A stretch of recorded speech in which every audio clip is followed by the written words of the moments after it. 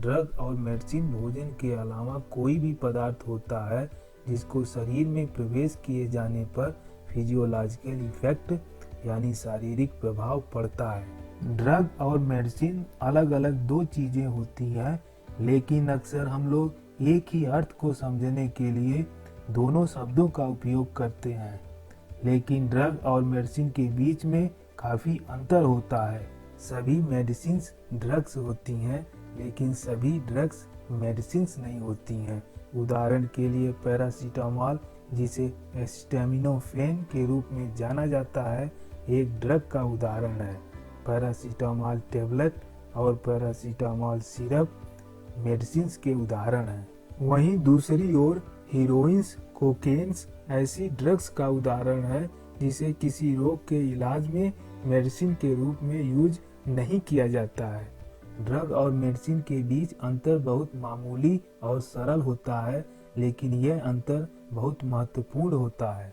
Drug शब्द Greek भाषा के फार्माकोन शब्द से उत्पन्न हुआ है, जिसका अर्थ ड्रग होता है, जबकि मेडिसिन शब्द लैटिन भाषा के मेडिकस शब्द से उत्पन्न हुआ है, जिसका अर्थ हीलिंग, फिजिशियन या चिकित्सा होता है।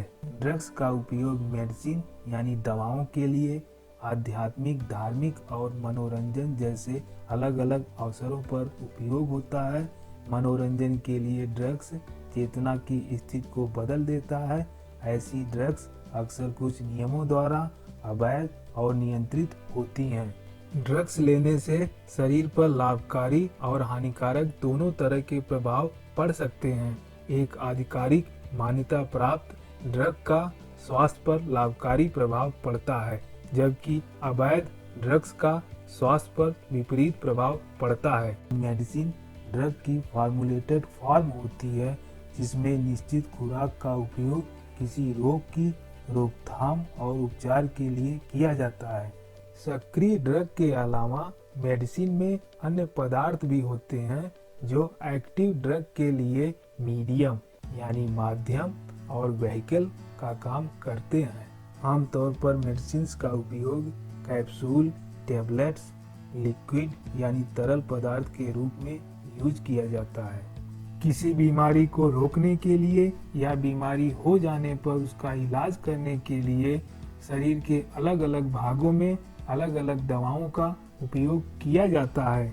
ड्रग पॉइजन यानी जहर भी हो सकता है, जिसका डोज यानी खुराक निर्धारित कर उसे मेडिसिन के रूप में यूज कर सकते हैं। टॉक्सिकोलॉजी यानी विष विज्ञान के संस्थापक पैरासेल्सस के अनुसार सभी चीजें जहर है और कुछ भी जहर के बिना नहीं है। केवल खुराक यानी डोज निर्धारित करता है कि उपयुक्त चीज जहर नहीं है। दवाओं के पर्चे देखने के बाद लगता है कि कुछ दवाएं बहुत ज्यादा क्यों महंगी होती हैं। दवा कंपनियां भी अन्य कंपनियों की तरह उस प्रोडक्ट का निर्माण करती हैं जिससे कंपनी को लाभ मिले, कंपनी सरवाइव करे और आगे बढ़ती रहे। दवा की खोज करना और दवाओं को मेडिसिन के रूप में विकसित करना बहुत जोखिम भरा कारोबार होता है। उदाहरण के लिए शुरू में 10,000 खोजे गए कंपाउंड में से केवल एक ही कंपाउंड वास्तव में मेडिसिन के रूप में मार्केट में बेचा जाता है। बाकी 9,999 कंपाउंड दवाओं के परीक्षण और विकास में फेल हो जाते हैं। नई दवा खोजने वाली कंपनी नई मेडिसिन से पूरा पैसा वापस लाना चाहती है जो उसने नई दवा खोजने के लिए और उसके विकास करने में लगाया है। इसलिए उस कंपनी के पास आमतौर पर लगभग 20 सालों का पेटेंट होता है, यानी उसकी लीगल अमानत होती है। इसका मतलब 20 सालों तक दूसरी कंपनी नई दवा की कोई कॉपी नहीं बना सकती है। जब दवा पुरानी हो जाती है, मतलब 20 सालों के बाद पेटेंट समाप्त होने पर बहुत सारी कंपनियों को दवा की कॉपियां बनाने की अनुमति होती है, जिससे मार्केट में कंपटीशन की वजह से दवा का दाम बहुत कम हो जाता है। ड्रग्स यानी दवाएं कहां से खोजी और बनाई जाती हैं। दवाएं मुख्य रूप से पेड़ पौधों, जानवरों, माइक्रो ऑर्गेनिजम्स यानी सूक्ष्म जीवों, सिंथेटिक और रिकम्बिनेंट बायोटेक्नोलॉजी का यूज कर खोजी और बनाई जाती हैं।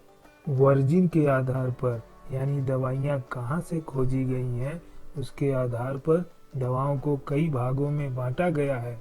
नेचुरल यानी प्राकृतिक दवाएं मूल रूप से जंगली, घरेलू और समुद्री पेड़ पौधों से और मिनरल से खोजी गई हैं। दूसरी तरह की दवाएं, जिसे सिंथेटिक ड्रग्स बोला जाता है, वह रासायनिक संश्लेषण द्वारा बनाई जाती हैं। हार्मोन्स और एंजाइम बेस्ड दवाएं मुख्य रूप से जानवरों से बनाई जाती हैं। माइक्रोबियल ड्रग्स जैसे एंटीबायोटिक्स, प्रोबायोटिक्स बहुत सारी बैक्टीरियम का यूज करके बनाई जाती हैं। आधे से ज़्यादा ड्रग्स यानी दवाएं जो अब तक खोजी गई हैं वो पेड़ पौधों से खोजी गई हैं। कई पेड़ पौधे अपने औषधि गुणों के लिए जाने जाते हैं। इनमें से कुछ पेड़ पौधों की छालों में औषधि गुण मौजूद होते हैं और कुछ पेड़ पौधों के पत्तों और फलों में औषधि गुण मौजूद होते हैं। बहुत सारी बीमारियों को रोकने और रोग का इलाज करने के लिए इन पेड़ों से कई दवाएं बनाई जाती हैं।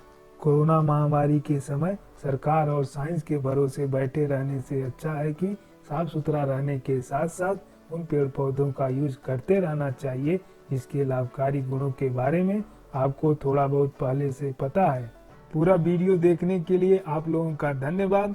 वीडियो पसंद आया हो तो चैनल को सब्सक्राइब करिए और आगे भी इस तरह की वीडियो देखते रहिएगा।